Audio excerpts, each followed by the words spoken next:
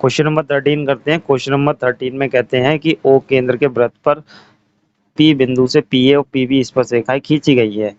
ठीक है, पीए खींची गई, पीबी खींची गई है। एलएन रेखा वृत्त को बिंदु एम पर स्पर्श करती है। एलएम रेखा एक एलएन एलएन यदि एलएन रेखा जो वृत्त को एम बिंदु पर स्पर्श करती है, तो सिद्ध करना है हमें P L plus L M बराबर P N plus N M.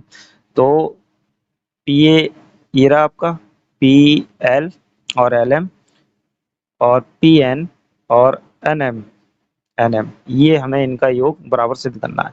चलिए कोई बात नहीं। आप जानते हैं कि किसी भी वृत्त पर बाह्य बिंदु से जितनी भी स्पर्श रेखाएं मतलब दो ही खींची जा सकती हैं मैक्सिमम, तो वो दो स्पर्श रेखाएं क्या होती हैं, बराबर होती हैं। तो आप लिखेंगे यहाँ पे स्पर्श मतलब बराबर होती हैं। तो स्पर्श रेखाएं ध्यान से देखेंगे कौन कौन सी है। एक तो पीए है, पीए पीए पीए बराबर क्या हो जाएगा आपका, पीवी हो जाएगा। ठीक, ये हो गई आपकी इक्वेशन नंबर 1। इसको समीकरण नंबर 1 बना लीजिए। अब इसी प्रॉपर्टी का यूज करते हुए ध्यान से देखिए, ये भी तो बाह्य बिंदु है वृत्त पे, इस पे भी तो दो स्पर्श रेखाएं खींची गई हैं। यहाँ पे आप लिखेंगे बिंदु एल से बाह्य बिंदु एल से, यहाँ पे नाम यूज करेंगे बाह्य बिंदु एल से वृत्त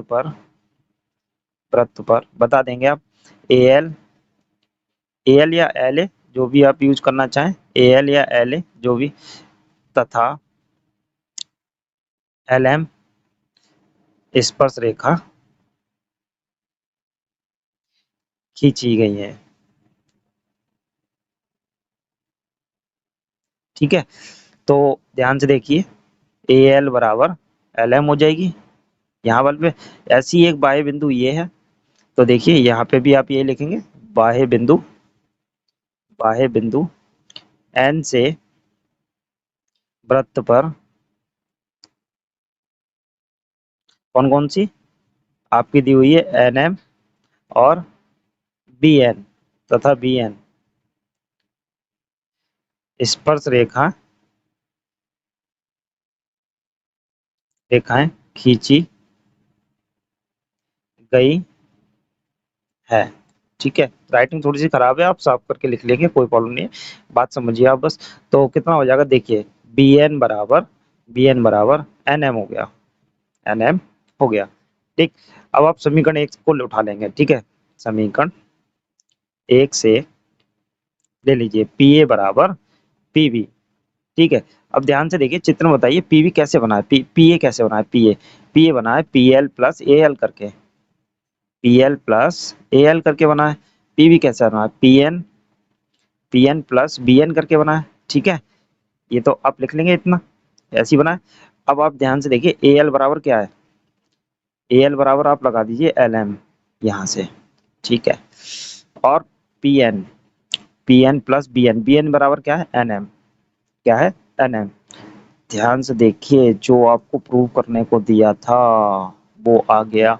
देखिए P L plus L M, P L plus L M and P N plus N M. देखिए P N plus N M आ गया, तो आपका हो गया ये प्रूफ। कितना इजी से क्वेश्चन था। चलिए करते हैं अपने नेक्स्ट वाले क्वेश्चन को। तो क्वेश्चन नंबर 14 करते हैं। इसमें कहते हैं त्रिभुज एबीसी के परिवृत्त पर बिंदु ए से पी ए क्यू स्पर्श रेखा इस प्रकार है कि पी ए क्यू समांतर है किसके, बी सी के।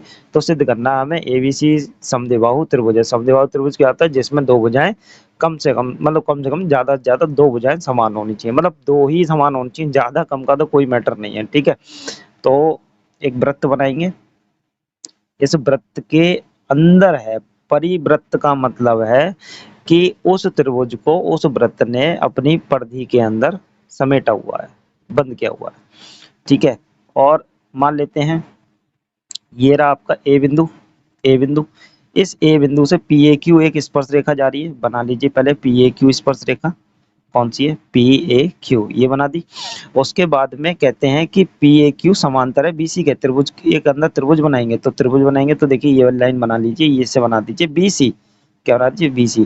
तो ये इसके बराबर समांतर है, सॉरी समांतर है। ठीक है, ये चित्र बन गया आपका। ठीक। तो हमें कह रहे हैं कि ये अंदर वाला त्रिभुज ए बी सी वाला क्या है, समद्विबाहु हुआ है, ये आपको सिद्ध करना है। ठीक है, तो हम सिद्ध करते हैं, कोई बात नहीं। तो यहाँ पे आप लिख देंगे पी ए स्पर्श रेखा तथा बी सी या ए बी आएगी यहाँ पे। ठीक है, ए बी ले लीजिए, ए बी वृत्त की जीवा है, ए बी जीवा उठाएंगे, जीवा बता दिया हमने। ठीक है, इसको जीवा बता दिया। जीवा बताने से फायदा ये हुआ, ध्यान से देखिए, ये वाला कोण इसके बराबर हो गया, एकांतर कोण। देखिए कोण P A C, P A B, sorry फिर से गलत हो गया, पी ए बी, ये वाला कोण किसके बराबर हो गया, इस वाले के, इसका नाम है ए सी बी के, कोण ए सी बी के बराबर हो गया। क्यों, आप रीजन लिखेंगे यहाँ पे भाई, एकांतर वृत्तखंड में बने कोण बराबर होते हैं। ठीक है, तो ये हो गया आपके बराबर। अब ध्यान से देखिए, क्या पी ए क्यू समांतर है किसके, बी सी के, क्या है कारण दिया है, और समांतर होने की वजह से एक बात ध्यान से देखिए, ये वाली लाइन इसके समांतर है, तो हम ये वाली तिर्यक रेखा पकड़ लेते हैं थोड़ी देर के लिए। ये तिर्यक रेखा हो गई, इसको थोड़ा सा आगे बढ़ा दीजिए, तो ये और ये कोण बराबर होंगे, बिल्कुल ऐसे मान लीजिए, ये रही तिर्यक रेखा, ये वाला कोण और आपका ये वाला कोण बिल्कुल बराबर होगा नहीं होगा, एकांत, ये अंदर वाला, सॉरी ये वाले ऊपर वाला नहीं है, ये अंदर वाला लाइन के अंदर, और ये भी लाइन के अंदर, ये वाला इसके बराबर होगा नहीं होगा, एकांतर अंता कोण है ये दोनों, तो ये वाला और ये वाला बराबर होगा। कौन सा, देखिए कोण पी ए बी बराबर होगा किसके साथ में, इस वाले के, ए बी सी के बराबर, कोण ए बी सी के साथ में, कारण लिखेंगे एकांतर अंतः कोण, एकांतर अंतः कोण, जिसकी वजह से ये दोनों बराबर हो गए। ठीक है, अब ये दोनों बराबर हो गए, तो ध्यान से देखिए, पी ए बी बराबर ए बी सी भी है और ए सी बी भी है, मतलब पी ए बी इस वाले कोण के बराबर, इस वाले कोण के बराबर ये भी दिखा दिया, और इस वाले कोण के बराबर ये वाला भी दिखा दिया, दोनों बराबर दिखा दिए इस वाले कोण के। जब ये इस वाले कोण के ये दोनों बराबर है, तो ये आपस में भी बराबर होंगे। देखिए यहाँ पे 1 नंबर और 2 नंबर, दोनों कोण पी ए बी के बराबर है, तो क्या होंगे, ये आपस में भी बराबर होंगे। समीकरण 1/2 से, तो एक में पी ए बी, तो देखिए पी ए बी किसके बराबर है, ऊपर वाले में ए सी बी के, और ये किसके बराबर है, ए बी सी के, तो ये दोनों कोण बराबर होगा त्रिभुज में। देखिए ध्यान से, ए सी बी और A B C, A C B और ए बी सी, ये दोनों बराबर होगा। जब ये दोनों कोण बराबर हो गए, जिस त्रिभुज के दो कोण बराबर होते हैं उनकी सम्मुख भुजाएं भी क्या होती हैं, बराबर होती हैं। तो आप यहीं पे नाम यूज करेंगे, देखिए क्या होगा, ये दो कोण बराबर हो गए, तो इससे क्या होगा, ए बी बराबर ए सी। तो यहाँ पे कारण क्या लिखेंगे आप, कारण लिखेंगे कि सम्मुख सम्मुख यहाँ लिखिए, बराबर बराबर बराबर कोणों के सम्मुख भुजाएं भी, बराबर कोणों के सम्मुख की भुजाएं भी बराबर होती है। और जब दो भुजाएं बराबर हो गई, तो ध्यान से देखिए, त्रिभुज ए बी सी क्या हो गया, अतः त्रिभुज, जिस त्रिभुज की दो भुजाएं बराबर होती हैं वो क्या हो जाता है, अतः त्रिभुज समद्विबाहु हो जाता है। समद्विबाहु त्रिभुज होगा, यह है। ठीक है, आपका ये प्रूफ हो गया, इजी क्वेश्चन था। चलिए करते हैं अपने नेक्स्ट वाले क्वेश्चन को। तो करते हैं अपने नेक्स्ट वाले क्वेश्चन नंबर 15 को। तो क्वेश्चन नंबर 15 में कहते हैं, सिद्ध कीजिए किसी वृत्त के परिगत समांतर चतुर्भुज समचतुर्भुज होता है। तो ये जो वृत्त के चारों तरफ बना हुआ है, तो ये कह रहे हैं कि वृत्त के परिघत, परिघत मतलब चारों तरफ क्या बना हुआ है, समांतर चतुर्भुज बना हुआ है। ठीक है, तो यहाँ पे लिखेंगे वृत्त जिसका केंद्र हो त्रिज्या r है, एक वृत्त जिसका केंद्र हो त्रिज्या r है, जिसके परिघत, जिसके परिघत ए बी सी डी समांतर चतुर्भुज है। ठीक है, इतना हो गया। अब इसके बाद में हमें क्या करना है, अब आप देखिए ध्यान से, ए बिंदु पकड़ लिया, इस ए बिंदु से ध्यान से देखिए, एक एपी और एक ये ए आर, दोनों क्या है, ये स्पर्श रेखाएं हैं वृत्त पर बाह्य बिंदु ए से। तो इन दोनों की लंबाई क्या होगी, बराबर होगी। तो आपको क्या बताना पड़ेगा, इसमें एक लाइन और भी लिखनी पड़ेगी आपको, P comma Q comma R तथा एस वृत्त पर स्पर्श बिंदु है, स्पर्श बिंदु है। ठीक है, अब आपको पता है कि ये समांतर चतुर्भुज है। समांतर चतुर्भुज की कंडीशन क्या होती है, शर्तें होती हैं कुछ। समांतर चतुर्भुज में आमने सामने की भुजाएं समांतर भी होती हैं तथा बराबर भी होती हैं। ठीक है, ए बी सी डी एक समांतर चतुर्भुज है। तो चतुर्भुज समांतर चतुर्भुज है, तो देखिए ए बी के सम्मुख भुजा कौन सी है, सी डी है। ए बी के सम्मुख भुजा जो है सी डी है, वो क्या होगी, इसके समांतर होगी और साथ में क्या होगी, बराबर भी होगी, है ना। दोनों बातें होती हैं, ये आपके समांतर चतुर्भुज की शर्तें हैं। और दूसरी देखिए, ये वाली बी सी, कौन सी, बी सी, बी सी किसके समांतर होगी, ए डी के, ए डी के समांतर होगी और साथ में बी सी बराबर आप क्या लिख सकते हैं, ए डी भी लिख सकते हैं। आप डी ए लिख लीजिए, कोई परेशानी नहीं है। इतना होने के बाद में आपको जो क्या करना है, ए बिंदु से ये स्पर्श रेखाएं गई हैं आपकी A P and A R, ऐसी बी बिंदु से, बिंदु बाहर है ना, उसी बाह्य बिंदु से दो स्पर्श रेखाएं बी पी और पी क्यू खींची गई हैं जो बराबर होती हैं। प्रमेय से आपको पता है, तो आप बता देंगे, क्या बताएंगे, चलिए लिखते हैं कि देखिए ए पी बराबर ए आर होगा, ए पी बराबर ए आर, तो आप क्या लिखेंगे, बाह्य बिंदु होती हैं, शॉर्ट में लिख दिया है। ठीक है, तो यही स्टेटमेंट सभी के लिए काम हो जाएगा, काम करेगा।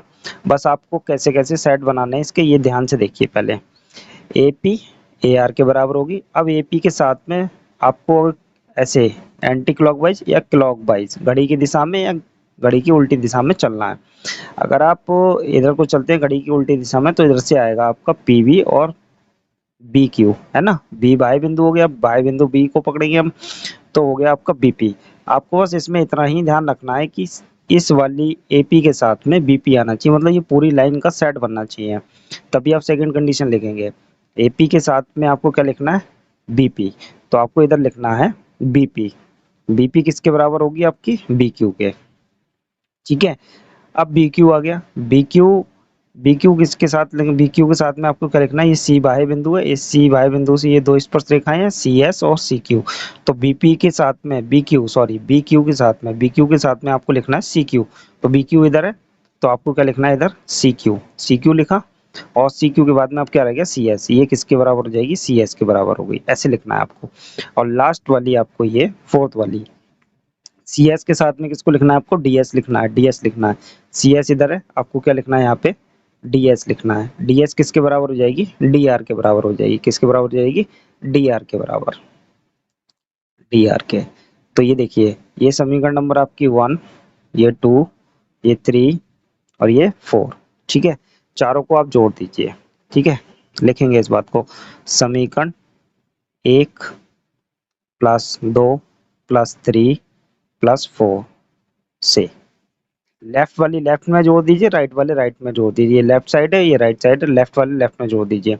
देखिए AP plus BP plus CS plus DS बराबर AR plus BQ plus CQ plus DR। अब ध्यान से देखिए, AP और BP आप देख ही रहे हैं सामने, AP और BP दोनों को जोड़ेंगे तो क्या बनेगा, इन दोनों को जोड़ेंगे तो बनेगा आपका AB प्लस CS और DS को जोड़ेंगे, देखिए CS और DS, CS और DS को जोड़ेंगे तो क्या बनेगा, CD बनेगा आपका। तो यहाँ पे आप लिखेंगे, इसकी जगह पे क्या लिखेंगे, CD, है ना, CD। AR और BQ, देखिए BQ और CQ को जोड़ेंगे, ये आपके सामने है BQ एंड CQ, BQ और CQ क्या बनेगा, BC बनेगा, BC बनेगा। तो BC लिखते हैं इसकी जगह पे, इसकी जगह पे क्या लिखना है आपको, आपको लिखना है BC प्लस, सॉरी इन दोनों की जगह पे आपको लिखना है, इसकी जगह पे और इसकी जगह पे AR और DR की जगह पे आपको लिख के लिखना है, देखिए AR और DR की जगह पे AD लिखना है, ठीक है, क्या लिखेंगे, AD, ठीक है। अभी आपने ऊपर एक चीज लिखी थी, देखिए अब आप क्या करेंगे, CD की जगह पे, CD की जगह पे आपको AB लिखना है, AB प्लस CD की जगह पे AB लिख देंगे, ठीक। आपको देखिए इतना करने के बाद में आप एक चीज और समझते हैं कि ऐसा हम कर क्यों रहे हैं। हमें क्या सिद्ध करना है, समचतुर्भुज। समचतुर्भुज की क्या शर्तें होती हैं, देखिए समांतर चतुर्भुज में सम्मुख भुजाएं बराबर होती हैं और समांतर भी होती हैं। ये वाली CD वाली भुजा AB के समांतर भी है और बराबर भी है, BC वाली DA के समांतर भी है और बराबर भी है। आमने सामने की भुजाएं बराबर होती हैं समांतर चतुर्भुज में, ठीक है। आयत में भी होती है, आयत में प्रत्येक कोण 90 का भी होता है, लेकिन समांतर चतुर्भुज में प्रत्येक कोण 90 का नहीं होता है, ठीक है। दूसरी बात, हमें सिद्ध करना है समचतुर्भुज। समचतुर्भुज की कंडीशन होती है कि चारों भुजाएं बराबर होंगी पर प्रत्येक कोण 90 का नहीं होता उसमें। तो यहाँ पे इसको वर्ग नहीं समझे आप, ये थोड़ा सा सीधा बन गया है लेकिन थोड़ा तिरछा बनना चाहिए, ठीक है ना। तो हमें क्या करना है, समचतुर्भुज सिद्ध करना है। समचतुर्भुज के लिए चारों भुजाएं क्या होनी चाहिए, बराबर। अभी हमारे पास AB बराबर CD है, कैसे भी अगर हम AB को BC के बराबर कर दें या AB को AD के बराबर कर दें, तो AD बराबर पहले से ही BC है तो ये अपने आप बराबर हो जाएंगे, या हम AB बराबर BC कर दें तो BC बराबर पहले से DA है तो ये बराबर हो जाएंगे। ये तो ऑलरेडी पहले ही बराबर है CD वाली, इसे क्या बराबर करना है, AB के बराबर कौन नहीं है, BC नहीं है और DA नहीं है। यही आप AB के बराबर इसे सिद्ध कर दीजिए या इसे सिद्ध कर दीजिए बराबर, ये तो पहले से ही है। तो जब इसी इन दोनों में से एक सिद्ध कर देंगे AB के बराबर, तो ये वाली AB के बराबर जब ये हो गई, AB बराबर ये भी है और इसके बराबर ये भी है, चारों हो गई बराबर। तो वही आप कर रहे हैं यहाँ पे, ठीक है। तो आपने लिख दिया CD की जगह पे, अब आप क्या लिख रहे हैं, BC को ऐसे लिखने दीजिए आप, ठीक है, BC। और AD की जगह पे, AD की जगह पे आप BC लिख दीजिए, BC लिख दिया। इसको सॉल्व कर लीजिए, ये हो गया twice of AB equals to twice of BC, दो से दो कट गए, आपका क्या आ गया, AB बराबर BC आ गया, ठीक है। ये आपके पास आ गया। अब आपको पहले से ही पता है AB किसके बराबर है, AB बराबर है आपके CD के, ठीक है। और AB आपने बराबर कर दिया BC के, और BC किसके बराबर है आपके, AD के, ठीक है। चारों भुजाएं बराबर हो गई, अतः अतः ABCD एक समचतुर्भुज है, चतुर्भुज है। ये आपका हो गया प्रूव्ड, हैंस प्रूव्ड, ठीक है। चलिए करते हैं अपने नेक्स्ट वाले क्वेश्चन को, करते हैं अपना क्वेश्चन नंबर 16। क्वेश्चन नंबर 16 में कहते हैं ओ केंद्र वाले वृत्त की जीवा AB है, ये रही AB जीवा, ठीक है, ये जीवा है। बिंदु B पर BT, BT स्पर्श रेखा है, स्पर्श रेखा है।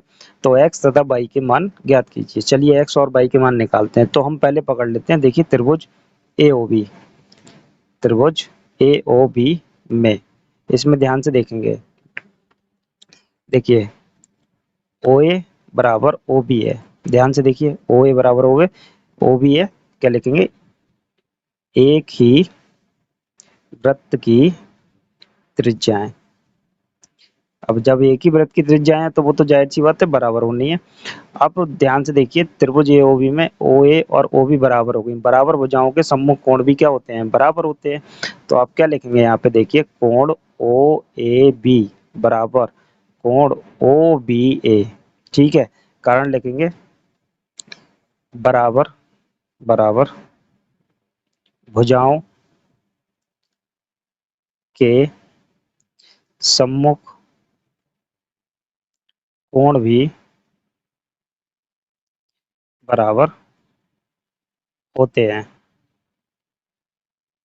देखिए ओ ए का सम्मुख कोण है ये वाला ठीक है, और ओ बी के सम्मुख कोण है 40, तो ये दोनों बराबर होंगे।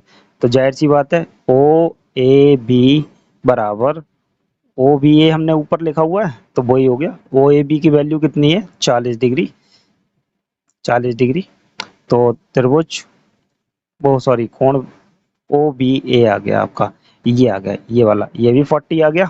ठीक है, 40 आ गया ये 40। अब ध्यान से देखिए ओ बी त्रिज्या स्पर्श रेखा पे लंब है, तो ओ बी लंब है किस पे, बी टी पर। लिखेंगे आप त्रिज्या स्पर्श रेखा पर लंब होती है। ठीक है, लंब होगी तो ये 90 डिग्री का होगा। ध्यान से देखिए ये कंप्लीट एंगल ये वाला 90 का होगा। ठीक है, तो 90, तो ये complete angle O B T है ना, एंगल ओ बी टी कैसे बना है, 40 प्लस एक्स करके, ओ बी टी ये 40 प्लस एक्स करके बना है, और ओ बी टी की वैल्यू कितनी है 90 डिग्री। तो कितना होगा 40 प्लस एक्स डिग्री। ठीक है, ऐसे कर लेते हैं। तो x बराबर आपके पास कितना आ गया, ध्यान से देखिए 40 इधर भेजेंगे तो 90 में 40 गए 50। ठीक है, 50 हो गए, 50 आ गया। अब एक चीज और देखेंगे, देखिए अगर ए बी जीवा है तो देखिए ए बी जीवा है तो कौन सी प्रमेय यूज होगी इसमें, कि संगत एकांतर खंडों में बने कोण बराबर होते हैं। देखिए जीवा के संगत एकांतर खंड, ये देखिए ये कोण हो गया जीवा द्वारा स्पर्श रेखा के साथ बना, एकांतर कोण कौन सा होगा, ये वाला है ना, यही आप यहाँ पे यूज करेंगे। तो कोण x बराबर कोण बाई होगा, क्या लिखेंगे आप, संगत एकांतर वृत्तखंडों में बने कोण बराबर होते हैं। ठीक है, और फिर x कितना है 50 डिग्री, तो बाई भी क्या आ गया आपका 50 डिग्री। ये आपका आंसर हो गया। चलिए करते हैं नेक्स्ट वाले क्वेश्चन को। चलिए करते हैं अपने क्वेश्चन नंबर 17 को। क्वेश्चन नंबर 17 में कहते हैं वृत्त के किसी दिए हुए बाह्य बिंदु टी से वृत्त पर स्पर्श रेखा टीपी खींची गई है, ये खींची है टीपी, और एक छेदक रेखा टी ए भी खींची है, टी ए भी खींची, जो वृत्त को बिंदु ए और बी पर काटती है, ए और बी पर दोनों पर काटती है छेदक रेखा। ठीक है, सिद्ध करना है हमें रेखाखंड टीपी बराबर रेखाखंड टी क्यू। ये टीपी की जो लेंथ है वो हमें टी क्यू के बराबर प्रूव करनी है। तो ध्यान से देखिए ये वाली लेंथ टी क्यू वाली लंबाई वो टीपी के बराबर शो करानी है हमें, टी क्यू की लंबाई टीपी के बराबर दिखानी है।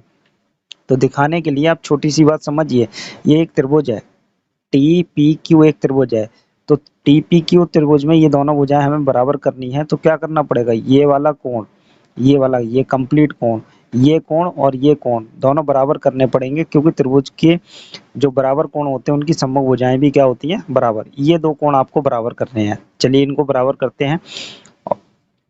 तो ये वाला कोण और ये वाला कोण आपको इक्वल दिया हुआ है। ठीक है, सपोज करिए ये एक है तो ये भी एक हो जाएगा, नेमिंग कर लिया हमने। और ठीक है, ये वाले पोर्शन को, केवल ये वाले पोर्शन को हमने 2 मान लिया। उसका रीजन है, देखते हैं। देखिए ये जो कोण है ये आपकी जीवा है पी ए। ठीक है, आप बताएंगे पी ए या एपी, एपी एपी वृत्त की जीवा है, जीवा है, तथा तथा टीपी वृत्त की स्पर्श रेखा है, बस इतना बता दीजिए, स्पर्श रेखा है, स्पर्श रेखा हो गई। तो देखिए ये वाला जीवा और स्पर्श रेखा के साथ बना कोण, ये वाला कोण, और जीवा द्वारा वृत्तखंड में बनाया गया कोण बराबर होते हैं, एकांतर अंतः कोण बराबर होते हैं, एकांतर कोण। संगत एकांतर कोण क्या होते हैं, संगत वृत्तखंड में बने एकांतर कोण बराबर होते हैं, यही है ना। तो आपको ये बात लिखनी है यहाँ पे। देखिए ये वाला एंगल कोण T P A, T P A किसके बराबर हो जाएगा, इस वाले के बराबर हो जाएगा। ये वाले कोण की नेमिंग क्या हो जाएगी, P B Q, P B Q इसके बराबर हो गया, पी बी क्यू के बराबर हो गया आपका। तो ये अगर 2 है तो ये वाला भी एंगल कितना हो जाएगा, 2 हो जाएगा। Angle B P B Q equals to angle 2, ठीक है, एंगल 2 नाम हो गया इसका। अब ध्यान से देखिए ये एंगल 1 है, ये आपका कितना हो गया, एंगल 2 हो गया। अब ध्यान से देखेंगे, देखिए एक प्रॉपर्टी आपको पता होगी कि त्रिभुज का जो बहिष्कोण होता है, इधर या कहीं भी ले लीजिए, यहाँ ले सकते हैं, कहीं भी ले सकते हैं, बहिष्कोण होता है वो उनके सम्मुख जो दो कोण होंगे उनके योग के बराबर होता है। ये वाला कोण अगर ये ए है और ये बी है तो ये कितना होगा, ए प्लस बी होगा, ठीक है। बहिष्कोण जो होता है त्रिभुज के अंतः सम्मुख कोणों के योग के बराबर होता है। तो ये रहा त्रिभुज आपका, कौन सा त्रिभुज लेंगे आप, पी बी क्यू, त्रिभुज पी बी क्यू में इस प्रॉपर्टी को आप इस त्रिभुज में लगाएंगे, लगाइए। तो ये वाला कोण पी क्यू टी, कोण पी क्यू टी बराबर, इसकी वैल्यू फाइंड कर रहे हैं आप, वैल्यू निकाल लें। पी क्यू टी ये वाला कोण किसके बराबर होगा, इसके सम्मुख अंतः कोण कौन से, ये वाले दो, तो एंगल 1 प्लस एंगल 2। आप रीजन लिखेंगे यहाँ पे, क्या लिखेंगे कि त्रिभुज का त्रिभुज का बहिष्कोण त्रिभुज के अंतः सम्मुख कोणों के योग के बराबर होता है।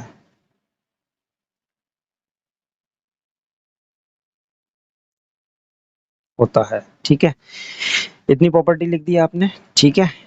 इसको बना लीजिए समीकरण नंबर 1। तो ये वाला कोण कितना आ गया, मतलब ये वाला कोण जो आपका आया है, ये आया आपका कोण 1 प्लस कोण 2 आया है ये, ठीक है, मैंने लिख दिया कोण 1 प्लस कोण 2 आया है, ये हो गया आपका। अब इस वाले कोण को देखिए ध्यान से, अब हम इस वाले त्रिभुज में आ जाते हैं, त्रिभुज में इसमें आ जाइए आप, बड़े वाले त्रिभुज में आ जाइए, छोटा सा क्वेश्चन था। त्रिभुज ले लेते हैं टी क्यू पी, ले लीजिए टी क्यू पी, बड़ा वाला त्रिभुज, ठीक है, जिसमें हमें ये दो लाइनें बराबर करनी, बड़े वाले जो स्टार्टिंग में बात हुई थी, ये वाला टी क्यू पी, ये वाला त्रिभुज, ठीक है। इसमें ये कोण मिल गया आपको, तो देखिए कोण P Q T, P Q T बराबर हो गए इस वाले के, किसके, टी पी क्यू के, टी पी क्यू के, क्यों हो गए, ध्यान से देखना आप, देखिए क्यू वाला एंगल, ये रहा क्यू वाला एंगल, क्यू वाले एंगल की वैल्यू कितनी ली है आपने, एंगल 1 प्लस एंगल 2, ठीक है, और T P Q, P Q, तो ये कंप्लीट एंगल है, ये कंप्लीट एंगल कितना है, 1 प्लस 2, कितना है, एंगल 1 प्लस एंगल 2, दोनों बराबर है, ठीक है। और जब ये दोनों कोण बराबर हैं, ठीक है, तो दोनों रेखाएं कौन सी, टी पी बराबर टी क्यू हो गई, और आप कारण भी लिखेंगे कि बराबर कोणों के सम्मुख भुजाएं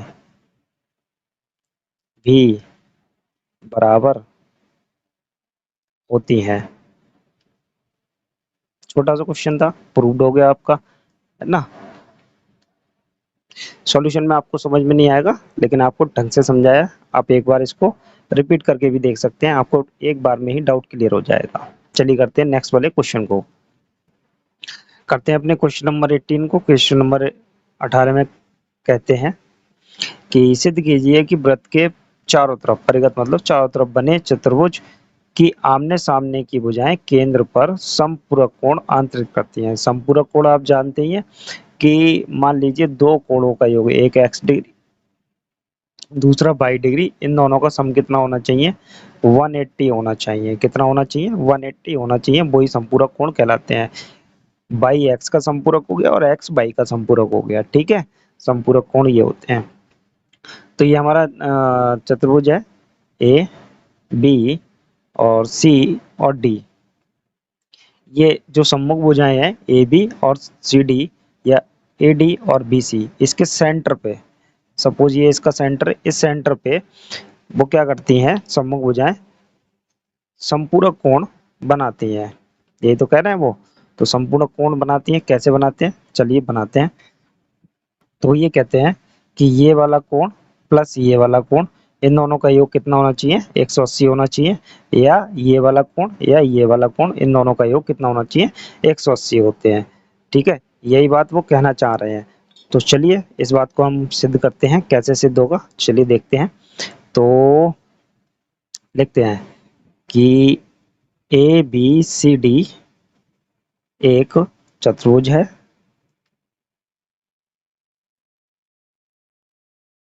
एक चतुर्भुज है जिसने, जो वृत्त जिसका केंद्र O और त्रिज्या R को परिगत किया हुआ है।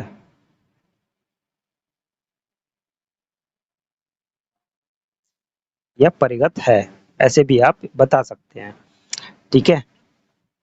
तो सिद्ध क्या करना है? ये भी लिख दीजिए, जो सिद्ध करना है, सिद्ध करना है। क्या सिद्ध करना है? सिद्ध करना है आपको कि देखिए कोण ए, इसे सेंटर को O मान लीजिए, ए ओ बी प्लस कोण ये वाला सी ओ डी बराबर 180, ठीक है। ये वाला कोण और ये वाला कोण दोनों को जोड़ के 180 होना चाहिए, ठीक है। या और दूसरी बात कि कोण ए ओ डी ये वाला कोण प्लस ये वाला कोण बी ओ सी, कोण बी ओ सी बराबर 180 होना चाहिए। चलिए प्रूव करते हैं कैसे प्रूव होगा देखते हैं। ये आपके स्पर्श बिंदु हो गए पी क्यू आर और ये वाला एस, ठीक है। इनको मिला लेते हैं, चलिए मिलाते हैं इनको, ठीक है। ये आपके मिल गए, ये स्पर्श बिंदु हैं। तो ध्यान से देखिए, अगर मैंने ये सी पॉइंट पकड़ लिया तो इस बाह्य बिंदु से ये एक स्पर्श रेखा जा रही है C Q and C R, ठीक है। ये स्पर्श रेखाएं जा रही हैं, ये दोनों स्पर्श रेखाएं बराबर होंगी, तो इसके ये वाले कोण भी क्या होंगे? बराबर होंगे। तो पहले इनकी मैं नंबरिंग कर देता हूँ। तो इन एंगल्स की नंबरिंग कर देता हूँ, 1 2 3 4 5 6 7 8 हो गया, ठीक है। नंबरिंग कर देंगे, इस थोड़ा क्वेश्चन क्या हो जाएगा? छोटा हो जाएगा। तो देखिए ये सी पॉइंट लिया, तो इससे ये स्पर्श रेखाएं गई हैं सी क्यू और सी आर। तो ध्यान से देखिए कोण 5, एंगल 5 और 4 क्या होंगे? बराबर होंगे, नहीं होंगे? ये बात आप जानते हैं कि किसी भी वृत्त पे बाहर बिंदु से खींची गई स्पर्श रेखाओं द्वारा जो कोण आंतरित होते हैं वो ये बराबर होते हैं, ठीक है। केंद्र और बाह्य बिंदु को मिलाने वाली रेखा द्वारा जो बने कोण होते हैं ये बराबर होते हैं।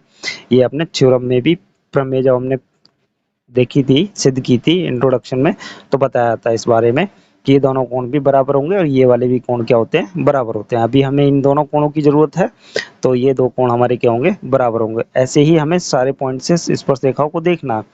तो 1 plus angle 2 plus angle 3 plus angle 4 plus angle 5 plus angle 6 plus angle 7 plus angle 8, ये सभी एंगल को जोड़ के कितना बनेगा? 360 डिग्री बनेगा, क्योंकि ये कंप्लीट पूरा कोण है, 360 बनेगा। अब हमें क्या करना है? हमें बात करनी है 1 और 2 एंगल को लेना है, क्योंकि हमें ये वाली भुजा लेनी है। हमें 1 और 2 रोकना है। देखिए 1 तो 1 रोकेंगे ही, और 2 भी रोकना है हमें, ये दोनों हमें रोकने हैं। कौन सा नहीं चाहिए हमें? 8। 1 और 8 बराबर हैं, ये आपको पता है कि बाह्य बिंदु से जो स्पर्श रेखाएं बनती हैं, ये एपी और एएस, ये स्पर्श रेखाएं, और इस बाह्य बिंदु और केंद्र को मिलाने वाली रेखा द्वारा ये वाला कोण और ये वाला कोण क्या होता है? बराबर। अभी बताई दिया आपको, ठीक है।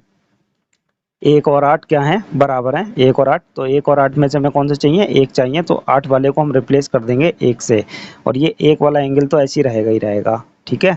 ये बात आपको ध्यान रखनी है, प्लस, ठीक है।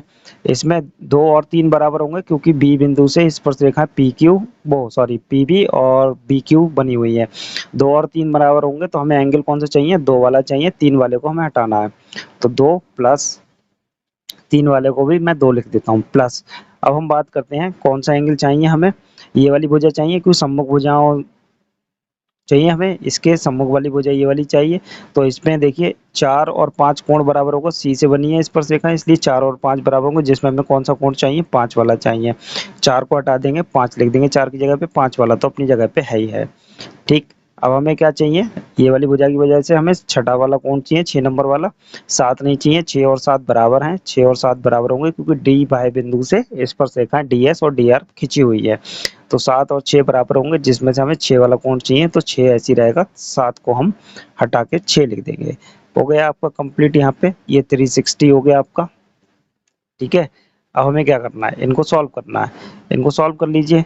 देखिए एंगल 1 और एंगल 1 कितना होगा? ट्वाइस ऑफ एंगल 1, ठीक है, प्लस एंगल 2, एंगल 2 कितना हो गया? ट्वाइस ऑफ एंगल 2 हो गया, प्लस ट्वाइस ऑफ एंगल 5 हो गया, ट्वाइस ऑफ एंगल 6 हो गया, ठीक है, बराबर 360 हो गया।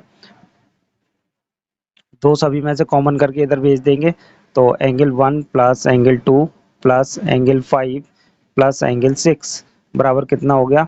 360 बटे 2। तो ये आपका 180 हो जाएगा। अब ध्यान से देखिए, angle 1 plus angle 2, angle 1 plus angle 2 दिख ही रहा है आपको। तो एंगल 1 प्लस एंगल 2, ये कौन सा एंगल है? ध्यान से देखिए, 1 और 2 प्लस करेंगे तो कौन सा बनेगा? A O B.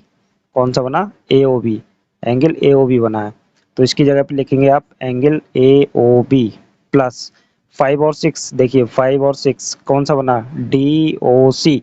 कौन सा बना? सी ओ डी बना, एंगल सी ओ डी बराबर कितना आ गया? 180 डिग्री। देखिए पहली लाइन आपकी प्रूव हो गई, ठीक है। यही आपको चाहिए था, मिल गया, ये वाला मिल गया आपको। पहला वाला प्रूव हो गया। सेकंड वाला भी आप इसी तरीके से प्रूव कर सकते हैं। पहले वाले स्टेटमेंट को आप नोट डाउन कर लीजिए, पहले वाले स्टेटमेंट को आप लिख लीजिए दोबारा से, और फिर आपको मिल जाएगा।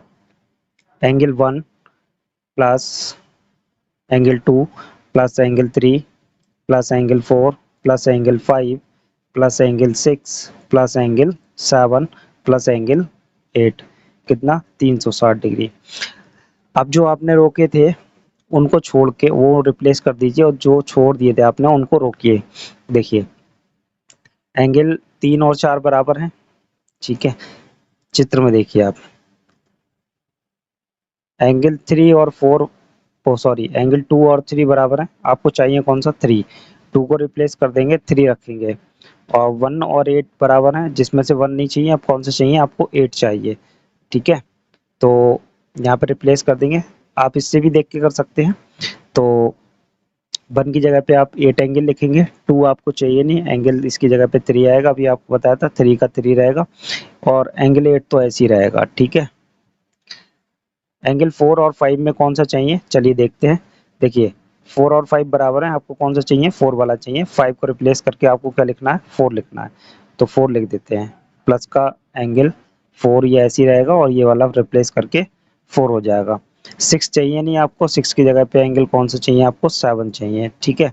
7 प्लस एंगल 7, ये देखिए एंगल ट्वाइस ऑफ एंगल 3, ठीक है, प्लस ट्वाइस ऑफ एंगल 4, ठीक है, और twice of angle 7 plus twice of angle 8 बराबर 360, ठीक है। 2 कॉमन कर लेंगे, क्या बचेगा? Angle 3 plus angle 4 plus angle 7 plus angle 8 बराबर 360/2। एंगल 3 और 4 देख लीजिए कौन सा एंगल बना रहे हैं आपके डायग्राम में। 3 और 4 देखिए ये बना रहे हैं आपका 3 और 4 बना रहे हैं बी ओ सी। ये क्या है आपका बी ओ सी। तो बी ओ सी बना रहे हैं तो लिख देंगे आप यहाँ पे angle B O C plus B O C plus 7 और 8 कौन सा बना रहे हैं, देखिए 7 और 8 कौन सा बना रहे हैं, ध्यान से देखिए डी ओ ए या ए ओ डी। तो यहाँ पे लिख देंगे आप क्या एंगल ए ओ डी बराबर कितना हो गया 180। ये भी आपका प्रूव हो गया। ठीक है, ये आपका प्रूव हो गया। चलिए करते हैं अपने नेक्स्ट वाले क्वेश्चन को। चलिए करते हैं अपना क्वेश्चन नंबर 19 को। क्वेश्चन नंबर 19 को करते हैं। क्वेश्चन नंबर 19 में कहते हैं कि 4 सेंटीमीटर त्रिज्या वाले एक वृत्त के चारों तरफ एक त्रिभुज एबीसी इस प्रकार खींचा गया है कि रेखाखंड बीडी जो बीडी है और सीडी है, बीडी और सीडी की लंबाई क्रमशः 8 और 6 है। ये बीडी आपकी 8 हो गई और सीडी सीडी आपकी 6 हो गई, सीडी आपकी 6 हो गई। अब सही हो गया डायग्राम। भुजाएं ए बी और ए सी ज्ञात कीजिए। ए बी निकालनी है, ये रही ए बी और ये ए सी निकालनी है। तो ध्यान से देखिए एक चीज देखिए, ये इसका स्पर्श बिंदु है, ये भी स्पर्श बिंदु है। इस स्पर्श बिंदु का नाम दे देते हैं ई और एफ। ठीक है, इन दोनों को ज्वाइन करते हैं। तो ध्यान से देखिए ये क्या है त्रिज्या, ये भी 4-4 सेंटीमीटर की हो गई क्योंकि ये 4 सेंटीमीटर की त्रिज्या दी हुई है। ठीक है, अब ये सी बाह्य बिंदु है, सी बाह्य बिंदु से वृत्त पे खींची गई स्पर्श रेखाएं सीई और सीडी दोनों बराबर होंगी। तो जब ये 6 है तो ये भी 6 होगी। वैसे ही बी बिंदु बाह्य बिंदु है तो इससे जो खींची गई स्पर्श रेखाएं वो भी क्या होंगी बराबर होंगी, बीडी और बी एफ है ना। तो 8 है ये, तो ये भी कितनी हो जाएगी 8 सेंटीमीटर हो जाएगी और ये भी कितनी हो जाएगी 6 सेंटीमीटर हो गई। ठीक है, अब हमें क्या करना है, हमें ये वाली लेंथ चाहिए, ए सी निकालनी है, ए बी निकालनी है। तो ये वाली साइड चाहिए। ये साइड निकालने के लिए हम क्या करेंगे, लेट कर लेते हैं, ये एक्स कर लेते हैं, एक्स मान लेते हैं दोनों को। दोनों बराबर होंगी, जाहिर सी बात है, इसलिए हमने इनको बराबर ही नाम दिए हैं, एक्स ही माना हुआ है। अब क्या करना है, कैसे निकलेगा, इसमें आपको त्रिभुज के क्षेत्रफल का यूज करना पड़ेगा, उससे ही ये निकलने वाला है, बाकी और कोई तरीका नहीं है। तो देखिए बड़े वाले त्रिभुज का क्षेत्रफल, ठीक है, त्रिभुज बड़े वाले त्रिभुज का क्षेत्रफल निकाल लेते हैं पहले हम, उसके बाद लिखेंगे बड़े वाले त्रिभुज का क्षेत्रफल। और इसमें हम ये त्रिभुज हम बनाएंगे, ये वाला त्रिभुज ए ओ सी, इसका क्षेत्रफल, क्योंकि हमें ये भुजा चाहिए, ये भुजा हमें निकालनी पड़ेगी कैसे भी। ये भुजा कौन से त्रिभुज में बैठेगी आपकी ए ओ सी में। तो हमने ये वाले त्रिभुज को तैयार किया। वैसे ही हम एक त्रिभुज इधर भी तैयार करेंगे जिसमें ये भुजा बैठेगी ए ओ बी। ठीक है, और तीसरा त्रिभुज आपका नीचे वाला कौन सा, बी ओ सी, ताकि ये भुजाएं आपकी निकल सकें। कैसे निकालेंगे, देखिए त्रिभुज ए, पहले त्रिभुज ए बी सी का क्षेत्रफल, एबीसी का क्षेत्रफल निकालेंगे, बड़े वाले त्रिभुज का निकालेंगे, बड़े वाले त्रिभुज का क्षेत्रफल प्लस ये छोटे वाले त्रिभुज, एक ये वाला और एक ये वाला, तीनों का क्षेत्रफल के बराबर होना चाहिए, सीधी सी बात है। तो ये साइड निकल आएगी आपकी। तो बड़े वाले त्रिभुज का क्षेत्रफल निकालते हैं। बड़े वाले त्रिभुज में हमारे पास देखिए ऊंचाई नहीं है, यहाँ तक तो आपके पास 4 है, ये भी 4 हो गई, 8 हो गई, लेकिन यहाँ से यहाँ तक क्यों नहीं है आपके पास, वरना आप फॉर्मूला लगा देते 1/2 आधार गुणा ऊंचाई वाला, तो वो लगा के आप इसका क्षेत्रफल निकाल सकते थे। अगर ये आपके पास यहाँ से यहाँ तक की लंबाई और मिल जाती, वो आपके पास है नहीं इसलिए लगेगा नहीं। तो आपको इसमें फॉर्मूला लगाना पड़ेगा हेरोन्स फॉर्मूला। ठीक है, और हेरोन्स फॉर्मूला लगाने के लिए, हेरोन्स फॉर्मूला क्या होता है, under root S S minus A S minus B और एस माइनस सी। ठीक है, एस क्या होता है, इसका अर्ध परिमाप होता है। तो अर्ध परिमाप कैसे निकलेगा, एस बराबर ए प्लस बी प्लस सी बटे 2। देखिए ये ए क्या है, ये नहीं है, इसके सम्मुख भुजा की लंबाई ए होती है, ए शीर्ष के सम्मुख भुजा की लंबाई क्या होगी, ए होगी। तो 8 और 6 कितना हो गई, 14 हो गई, प्लस बी शीर्ष के सम्मुख भुजा की लंबाई स्मॉल बी है ना, ये कितनी हो गई, 6 प्लस एक्स हो गई, 6 प्लस एक्स हो गई, प्लस सी भुजा के सी शीर्ष के सामने वाली भुजा ए बी, इसकी लंबाई कितनी हो गई 8 प्लस एक्स हो गई, 8 प्लस एक्स बटे 2। तो ओवरऑल सॉल्व हो गया, कितना हो गया आपके पास में, अगर आप देखें ध्यान से तो देखिए 14 और 6 20 हो गए, 20 आठ 28 हो गए, 28 का आधा करेंगे तो कितना हो जाएगा, ये 2 से भाग करेंगे ना आप इसको, ये 2x भी हो गया, 28 प्लस 2x हो गया बटे 2। तो कितनी वैल्यू आ गई आपके पास में, x प्लस 14, ये आपके पास इसका अर्ध परिमाप आ गया, इतने सेंटीमीटर आ गया। ठीक है, चलिए आगे सॉल्व करते हैं, इस फॉर्मूले में रखते हैं, आपने निकाली ली ये वैल्यू। ठीक है, तो s की वैल्यू कितनी है, s प्लस 14, और बड़ी ब्रैकेट में इसे रखते हैं, s plus 14 minus a, a कितनी है आपके पास, ये वाली बजा के समूह वाली 14 हो गई, अरे x है यहाँ पे। ठीक है, ये वाली वैल्यू आपने पुट कर दी, ये वाली लगा रहे हैं आप, s की वैल्यू कितनी है, x प्लस 14 माइनस a की वैल्यू लग दी, ये बंद कर दिया, into x plus 14 minus B आपके बी सी इसके सामने वाली 6 माइनस एक्स, 6 प्लस होगी लेकिन ये बार माइनस है, इसकी वजह से 6 माइनस एक्स हो जाएगी, ये बंद हो गई ब्रैकेट। ये वाली वैल्यू लिखते हैं S, x plus 14 minus minus है सी कितनी है आपकी 8 प्लस एक्स है, जिसकी वजह से 8 माइनस एक्स हो जाएगी, क्योंकि बाहर आपका माइनस है, ब्रैकेट हमने पहले से ही खोल दिया उसकी, इस वजह से। बाकी अब सॉल्व करते हैं इसे, फाइनल वैल्यू क्या आने वाली है देखते हैं। देखिए 14 से 14 कट गए, ठीक है, x प्लस 14 रह गया आपका इधर। ठीक, अब यहाँ से क्या रह गया, x रह गया, इनटू यहाँ से कितना रह जाएगा आपका, ध्यान से देखेंगे, माइनस एक्स प्लस एक्स ये कट गया, और 14 माइनस 6 कितना रह गया आपका 8 रह गया, इनटू 8।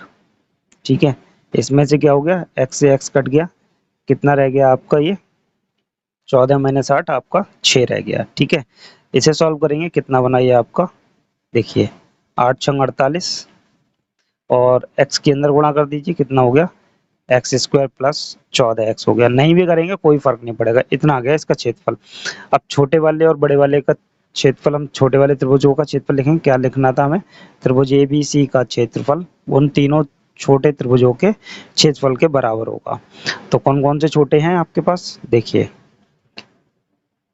AOC, ठीक है, क्या नाम है पहले त्रिभुज का, AOC, दूसरे का नाम है AOB नाम है, और तीसरे का नाम है BOC। अब ध्यान से देखिए, इन सभी त्रिभुजों में ये इनकी परपेंडिकुलर हाइट है, मतलब इनकी लंबवत ऊंचाई है ये, क्योंकि ये देखिए ये स्पर्श बिंदु है, ये स्पर्श बिंदु है, तो ये स्पर्श बिंदु है, तो स्पर्श बिंदु पे ये त्रिज्या बनी हुई है, और ये स्पर्श रेखा है, ये आपस में क्या होते हैं 90 डिग्री पे होते हैं, तो ये सभी 90 डिग्री पे हैं, ये तीनों 90 डिग्री पे हैं। ठीक है, क्योंकि ये स्पर्श बिंदु है, केंद्र से त्रिज्या पे डाले गए लंब है, ये लंब होते ही हैं, आपने प्रमेय पढ़ी थी। तो ये क्या हो गई, इस वाले त्रिभुज की AOC की, ध्यान से देखिए लंबाई, ये ऊंचाई हो गई इसकी, और जो दी हुई है 4 सेंटीमीटर, ये सबकी ऊंचाई है। चलिए लिखते हैं इसको, कितना हो गया, ये तीनों नाम आपके सामने हैं, देखिए त्रिभुज AOC का क्षेत्रफल प्लस त्रिभुज AOB का क्षेत्रफल प्लस त्रिभुज BOC का क्षेत्रफल, तीनों का क्षेत्रफल। तो देखिए इसका क्षेत्रफल आपने कितना निकाला है, under root 48 X square plus 14x। ठीक है, आप AOC का क्षेत्रफल आप डायग्राम बना लीजिए, डायग्राम में देखिए AOC का क्षेत्रफल आएगा आधार 1/2 आधार गुणा ऊंचाई, आधार कितना है आपका 6 प्लस x है उसमें, और ऊंचाई कितनी है 4 प्लस, AOB का क्षेत्रफल आएगा 1/2 आधार है आपका 8 प्लस एक्स गुणा ऊंचाई कितनी है इसकी भी 4 है, प्लस 1/2 BOC का कितना आएगा, आधार है आपका 14 और गुणा ऊंचाई है 4, ये आपका हो गया। आगे इसे सॉल्व करते हैं, तो आगे सॉल्व करते हैं, कितना हो गया 48 एक्स स्क्वायर प्लस 4x, बराबर, तो ध्यान से देखिए, इससे इसे काट दीजिए, 2 हो गया, 6 दूनी 12 प्लस 2x हो गया, प्लस इससे इसे काट दीजिए, 2 हो गया, 8 दूनी 16 प्लस 2x हो गया, अंदर ब्रैकेट में गुणा कर दी, प्लस इससे इसको कट कर दीजिए, 2 हो गया, 14 दूनी 28 हो गया। इन सभी को जोड़ लीजिए, 48 एक्स स्क्वायर प्लस 14x, ये बराबर में भी ऐसे ही चलाएंगे, ये कितना हो जाएगा, 12, 16 के 6, 1, 2 और 2 4 और 1 5, 56 हो गया, प्लस 2 और 2 4x हो गया, ये इतना हो गया, ठीक, 16 3 48 हो गया। इसको हम ऐसे लिख सकते हैं, देखिए ये हो गया 16 3 48 एक्स स्क्वायर प्लस 14x हो गया, बराबर इसमें से इसे अभी ऐसे ही रहने देते हैं, 4x, इसमें 16 में 16 बाहर आ जाएंगे वर्गमूल से, तो 4 रह जाएगा, ठीक है, 4 आ जाएगा, डायरेक्ट लिख रहे हैं हम, उस साइड में 4 से भाग कर देंगे, 3 x square plus 14x, root अभी हटा नहीं है, लगा रहे हैं, लगा दिया, इसमें से 4 बाहर आ गया, ठीक है, 4 से हमने इसको भाग कर दिया, ठीक है, 4 से इसे भाग कर देंगे, कितना हो जाएगा, 14, 14 चौक 56 प्लस एक्स हो गया, 14 प्लस एक्स हो गया। अब हमें क्या करना है, इधर से ये वर्गमूल हटाना है और इधर है, तो इधर से हटाते हैं इसको, उस साइड में वर्ग आ जाएगा, ये आप जानते हैं, एक्स स्क्वायर प्लस 14x, और इधर आ गया इसका 14 प्लस एक्स का होल स्क्वायर, इधर 3 एक्स स्क्वायर प्लस 14 तिया 42x हो गया, ठीक है, अंदर मल्टीप्लाई कर दी इसकी, 14 तिया 42 हो गया, इधर खोल देते हैं, 14 का स्क्वायर कितना होता है, 196 होता है, प्लस एक्स स्क्वायर प्लस 14 दूनी 28x, A square plus B square plus 2ab से इसका होल स्क्वायर हमने ओपन कर दिया। सारी वैल्यूज को एक साइड ट्रांसफर कर लेते हैं, इस साइड आपका 0 रह जाएगा, उस साइड ही ट्रांसफर कर लेते हैं, या उस सारी वैल्यूज को इधर ले आइए, तो चलिए उधर वाली वैल्यू को इधर ले आते हैं, ताकि ये एक्स स्क्वायर आपका पॉजिटिव हो जाए, है ना, वरना नेगेटिव हो जाएगा, x square plus 42x minus का 196 माइनस 28x, ठीक है, माइनस का 28x 196, ये एक्स स्क्वायर भी आना है, माइनस का एक्स स्क्वायर हो गया, ठीक है, सारी वैल्यूज आ गई, उस साइड में आपका 0 रह गया, तो ध्यान से देखिए अब कितना हो गया, यहाँ से बचेगा आपका, ये सॉल्व होगा तो 2x स्क्वायर और प्लस का ये कितना बचेगा, 12 में से 8 जाएंगे तो 4 और 3 में से 2 गया 1, ठीक है, कितना रह गया, 14x हो गया, 14x बचा, और 96 है, ये 196 है, 196 196 है, बराबर 0, ये वैल्यू बची, इसमें से 2 कॉमन करके उस साइड भेज देंगे, 0 के बटे में 0 हो जाएगा, कितना रह जाएगा, एक्स स्क्वायर प्लस का 7x माइनस का 98, 98 दूनी 96 होता है, 0 हो गया, बटे में आ गए, तो जैसे यहाँ बटे में आ गए तो ये कितना हो गया, 0 हो गया, इसलिए नहीं लिखा। इसके गुणनखंड करेंगे, गुणनखंड करिए, एक्स स्क्वायर प्लस 14 7 98 होता है, 7 7 14 भी होता है, तो 14 माइनस 7x माइनस 98 बराबर 0, ठीक है, थोड़ा और सॉल्व करते हैं, आप तो निकाल ही लेंगे, x square plus 14x minus का 7x माइनस का 98 बराबर 0, इधर सॉल्व कर लेते हैं, कितना हो गया, इन दोनों में से x कॉमन कर लीजिए, x कॉमन कर लिया, क्या बचा, x प्लस 14 माइनस इसमें से 7 कॉमन कर लीजिए, 7 कॉमन किया तो x प्लस 14, क्योंकि माइनस कॉमन हुआ है इधर से, माइनस के 7 कॉमन हुए हैं, इसलिए ब्रैकेट के अंदर ये प्लस के 14 ही बचेंगे, तो 2 ब्रैकेट बन गई आपकी, एक x प्लस 14 की बन गई और एक बन गई आपकी x माइनस 7 इक्वल्स टू 0 की, ठीक है, तो x प्लस 14 बराबर 0, तो जिसकी वैल्यू x बराबर माइनस की 14 आ गई, और ये इधर से आ गई x माइनस 7 बराबर 0, तो x बराबर आ गया प्लस का 7, नेगेटिव वाली आपकी वैल्यू होगी नहीं, क्योंकि लंबाई कभी भी माइनस में हो नहीं सकती, तो इसलिए x बराबर कितना होगा आपका 7 होगा, तो ए बी बराबर कितना था आपका 8 प्लस एक्स, डायग्राम में देखेंगे आपको पता चल जाएगा, 8 प्लस 7 कितना हो गया, 8 7 15, 15 सेंटीमीटर हो गया, और 20 ए सी बराबर आपने कितना लिया था, 6 प्लस एक्स लेट किया था, माना था, तो 6 प्लस 7 कितना हो गया, 13 सेंटीमीटर, ये आपका आंसर हो गया। चलिए करते हैं नेक्स्ट वाले क्वेश्चन को।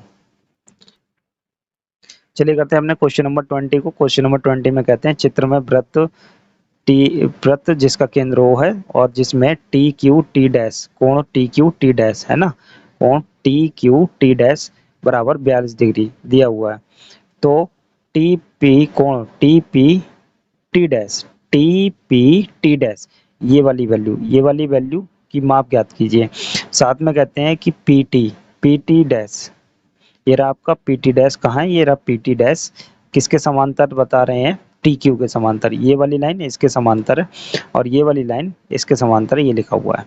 ठीक, कैसे करेंगे, पी टी डैश समांतर है टी क्यू के। बहुत ध्यान से देखेंगे, ये वाली लाइन इसके समांतर है। इसको मैं थोड़ा सा आगे बढ़ा के आपको दिखाता हूँ, ये बराबर है, ठीक, इस लाइन के समांतर है ये वाली लाइन आपस में। तो ये हो गई इसकी तिर्यक रेखा, एक तरीके से मान लीजिए तिर्यक रेखा हो गई। तिर्यक रेखा हो गई तो दो समांतर लाइनों के एकांतर अंतः कोण भी क्या होते हैं, बराबर। तो ये 42, तो ये भी कितना 42 डिग्री। ठीक है, ध्यान से देखिए कौन सा वाला कोण 42 है, ये वाला 42 है, तो ये भी क्या होगा 42 होगा। इसका नाम लिख लेते हैं, यहाँ पे कोई पॉइंट का नाम दे देते हैं, बी दे दीजिए, कुछ भी दे दीजिए, बी दे दीजिए। चलिए इसका नाम लिखते हैं, ये क्या है, कोण टी क्यू टी डैश बराबर कितना है 42 है। तो कोण टी क्यू टी डैश बराबर किसके होगा, इस वाले के, क्यू टी डैश बी के, कोण क्यू टी डैश बी के। तो क्या हो गया, ध्यान से देखिए, कोण क्यू टी डैश बी बराबर कितना हो गया 42 डिग्री हो गया। ठीक है, हमें ये वाला कोण निकालना है, निकाल लेते हैं ये वाला कोण। क्यों, क्योंकि हम इस चतुर्भुज की बात करेंगे T P T dash Q की।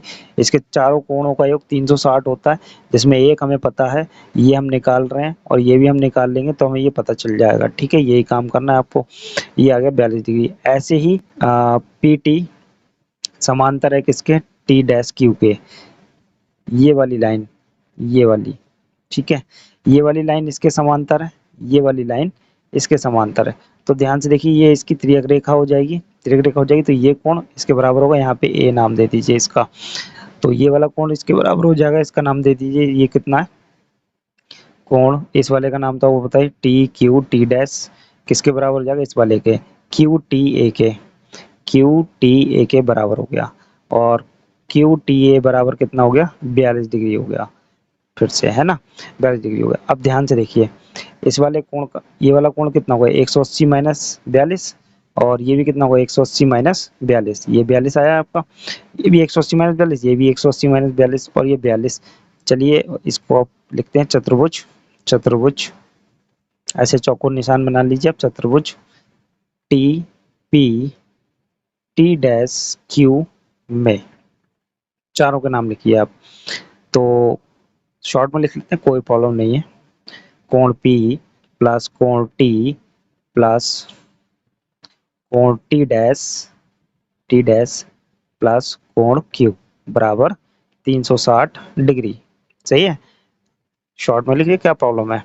कोण P निकालना है, जिस कोण P निकालना है, और कोण P का पूरा नाम क्या है, टी पी टी डैश है इसका, टी पी टी डैश है इस P कोण का नाम, लिख दिया हमने पूरा। प्लस ये वाला T वाला कोण, ये कितना होगा, ये 180 बन रहा है, 180 माइनस 42 होगा, 180 माइनस 42 प्लस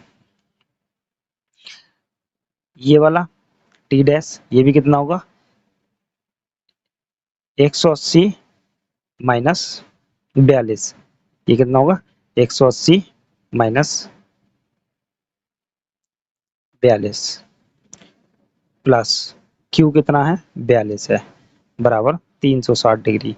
इसको सॉल्व कर लीजिए, आपकी वैल्यू आ जाएगी। एक 42 से एक 42 काट दीजिए।